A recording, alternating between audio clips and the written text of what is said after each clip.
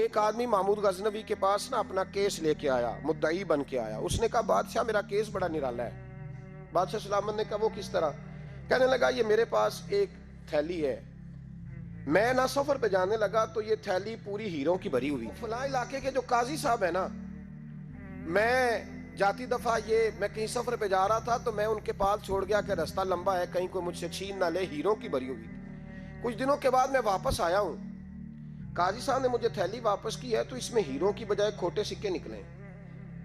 اب میں نے قاضی صاحب سے کہا ہے تو قاضی صاحب تو میرے گریبان تک آتے ہیں، وہ کہتے ہیں بتا کہیں سے پھٹی ہے، کھلی ہے، وہ جس طرح ٹانکے لگا کے تو نے سی تھی اسی طرح لگے ہوئے ہیں کہ نہیں؟ تو حضور لگے بھی بالکل اسی طرح ہے، نہ پھٹی ہے نہ کھلی ہے. اب میں لٹ گیا ہوں، میری کل عمر کی کمائی ضائع ہو گئی، کھوٹے سکے کہاں اور ہیرے کہاں؟ تو مہربانی کریں اور آپ کی بارگاہ میں اللہ رسول کے نام پر حلف دیتا ہوں کہ میں ہوں بالکل سچا. محمود غزنوی کہنے لگے تو جا، تھیلی چھوڑ جا، اور جب میں تجھے بلاؤں گا پھر دوبارہ آنا. شخص چلا گیا. محمود غزنوی اٹھے، دربار برخاست کیا، لوگوں سے کہنے لگے چلے جاؤ، میں 3 دن کے لیے سیر کرنے جا رہا ہوں، 3 دن کے بعد لوٹوں گا. اکیلے جب رہ گئے نا محمود دربار میں تو محبوب نے چھری منگائی. وہ جس تخت پہ بیٹھتے تھے وہاں گدا بچھا ہوا تھا، یہ گدا پڑا ہے نا، گدا بچھا ہوا، تو محمود نے چھری کے ساتھ اس کو پھاڑ ڈالا اور چھری جیب میں رکھی نکل گئے. کہنے لگے میرے بعد کوئی میرے دربار والے احاطے میں داخل نہ ہو. محمود چلے گئے. اب وہ صفائی کرنے والا جب آیا نا، اس نے آ کے دیکھا تو گدا تو پھٹا ہوا ہے. اس نے شور ڈال دیا، پہرے دار بھی آ گئے، فلاں صاحب بھی آ گئے، فلاں صاحب. اس نے کہا وہ خدا کے بندو، اس کا گدا پھٹ گیا ہے، وہ تو مار ڈالے گا.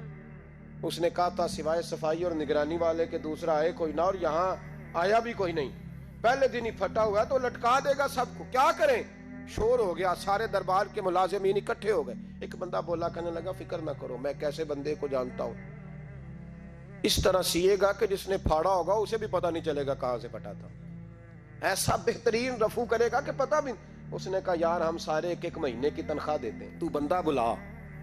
وہ بلا لیا اس کو، اس کا نام محمد رفو گر تھا. وہ آیا، اس کو گدا دکھایا، اس کا یار اس طرح سینہ پتہ نہ چلے. اس نے کہا فکر ہی نہ کرو، میں بڑا کاریگر ہوں. بڑے بڑے کاریگر لوگ نہیں ہمارے ملک میں پائے جاتے، کوئی نشان چھوڑتے ہیں پیچھے؟ بڑے کاریگر کا پیسے ہونے چاہیے، بڑے بڑے کاریگر بندے. احمد رفو گر کہنے لگا اس طرح سیوں گا کہ پھاڑنے والے کو بھی پتہ نہیں. ان کا پیسے لے یار تو سی دے. اس نے سی دی، اگلے شام ہی لا کے بچھا دیا گدا. تیسرے دن بادشاہ سلامت آئے، آ کے پہلی نظر گدے پہ ڈالی. اس نے بلایا سب ملازمین کو، کہا کس نے سیا ہے؟ کہا جناب کیا ہوا؟ کہا یہ پھٹا ہوا تھا. کس نے؟ کہا نہیں پھٹا ہی نہیں. وہ کہنے لگے بنو مت، میں خود پھاڑ کے گیا تھا، تو بتاؤ صحیح سیا کس نے ہے؟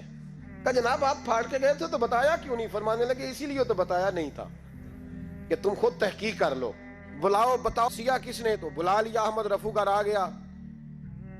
اس کو جب بلا کے سامنے بادشاہ کھڑا کیا، کہا بھئی تم نے سیا ہے؟ کہنے لگا حضور آپ کے سارے ملازم کٹھے ہو کے آئے تھے، میری غلطی کوئی نہیں. کہا نہیں یار تو بڑا کاریگر ہے، میں نے اپنے ہاتھ سے پھاڑا تھا پر مجھے بھی نہیں پتا چل رہا کہاں سے پھٹا تھا.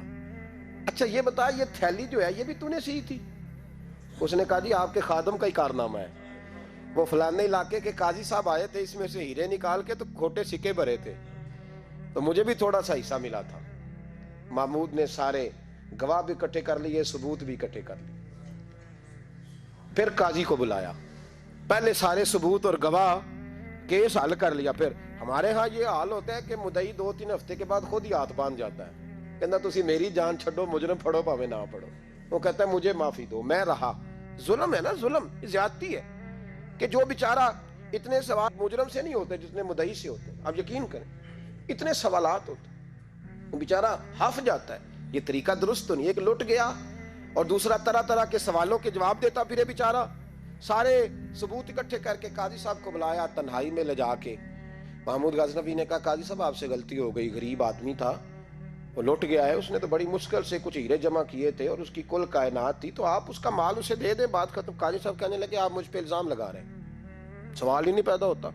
آپ میری داڑھی دیکھیں، آپ میرا اعزاز دیکھیں، دنیا جانتی ہے میں اس طرح. قاضی صاحب انسان بھول ہی جاتا ہے، بندہ بھول جاتا ہے، غلطی ہوگی، مال نے. کہا نہیں سب. کہا میں تنہائی میں پوچھ رہا ہوں، میں اس وقت پوچھ رہا ہوں جب دوسرا موجود کوئی نہیں.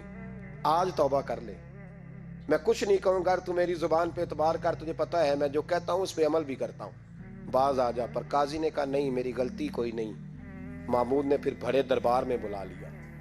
मजमा आम में मोहलत के दिनों में जो तौबा कर ले वो बच जाते हैं, लेकिन लोग रुस्वानियों के दिनों में फिर वापस लौटते हैं अगला घर देख के, फिर हालात और तरह के हो चुके होते हैं। जब बड़े दरबार में काजी को बुलाया, भाई तू मानता है कि नहीं? उसने कहा नहीं। तो कहा बुलाओ अहमद रफूगर को। जब वो अहमद रफूगर आया तो बूढ़े काजी की टांगे कांपने लगी, जुमले टूटने लगे, लफ्ज जमीन पर गिरने लगे, बात सही नहीं होती, जुबान लड़खड़ाने लगी। महमूद कहने लगे, काजी मैंने तुझे कहा था वहां मान जा बात, अब बड़े दरबार में बोल। तो जब काजी साहब की गर्दन खुद ब खुद झुक गई तो दुनिया समझ गई।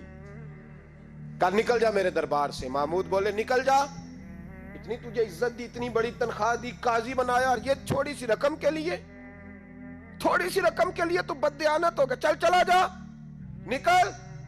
काजी दरबार से निकला तो लोग लानतें बरसाने लगे। कल जो दुकानें छोड़ के सलूट करने आते थे वो कहने लगे इसकी उम्र देखो, इसके काम देखो, देखो इसने क्या किया। घर गया, बच्चे जिनके लिए पाप कमाया था, जिन्ना ली तू पाप कमाए हुन किथे नहीं हो तेरे घर दे। वो बच्चे कहने लगे अब्बा जी हम तो स्कूल मदरसा जाने के काबिल नहीं रहे, उम्मीद थी कि बीवी साथ देगी। वो कहने लगी मैं मेके कैसे जाऊंगी, गली की औरतें तरह तरह की बातें बनाती हैं। और भाई कामयाबियों के बड़े सरबराह होते हैं, कोई कामयाब हो जाए तो सारे कहते हैं मेरी सपोर्ट से हुआ है। नाकामियां हमेशा यतीम होती हैं, नाकामियों का कोई सरबराह नहीं होता। जब तक तो काजी था तो बड़े बात थी, हर बंदा कहता था रिश्तेदार है। रुसवाई हो गई तो वो तेरी आंख हो या संगे मलामत की चुभन, कौन पहुंचा है मेरे दर्द की गहराई तक। दौरे शोहरत में तो यारों ने किया याद बहुत, साथ आया ना कोई कूचे रुसवाई तक। और मियाँ साहब कहने लगे सारी उम्र ही आटा गुद है, मैं लखा कीते नहीं पेड़े, अब वक्त आया ही ते मोहम्मद बख्शा कोई नहीं हूं बैठा नेड़े। हालात ही बदल गए। काजी खामोशी से अंदर चला गया, अपनी रुसवाई समेट के बिस्तर पे लेटा। ना रोटी की भूख लगी, ना पानी की प्यास लगी, ना नींद आई, सारी रात तड़पता रहा। सवेरे घर वालों ने दरवाजा खोला तो रूह परवास कर गई, दुनिया छोड़ गया। हजरत अबू नूर अलैहि रहमा बोले, फरमाने लगे याद रखो कभी बददियानती ना करना, कभी। ये तो महमूद गजनवी की अदालत थी, कयामत में रब करीम की अदालत लगेगी। और फरमाया वहां तो गवाही देने वाला अहमद रफूगर था, कयामत में तो तुम्हारे अपने हाथ पैर गवाहियां देंगे, हमारा अपना वजूद गवाही देगा। और फरमाया यहाँ तो लानते दुनियादार बरसाते थे, वहां फरिश्ते होंगे। और काजी को तो मौत आ गई थी, कयामत में तो दोबारा मौत भी कोई नहीं आएगी, वहां तो रहना है और सहना है।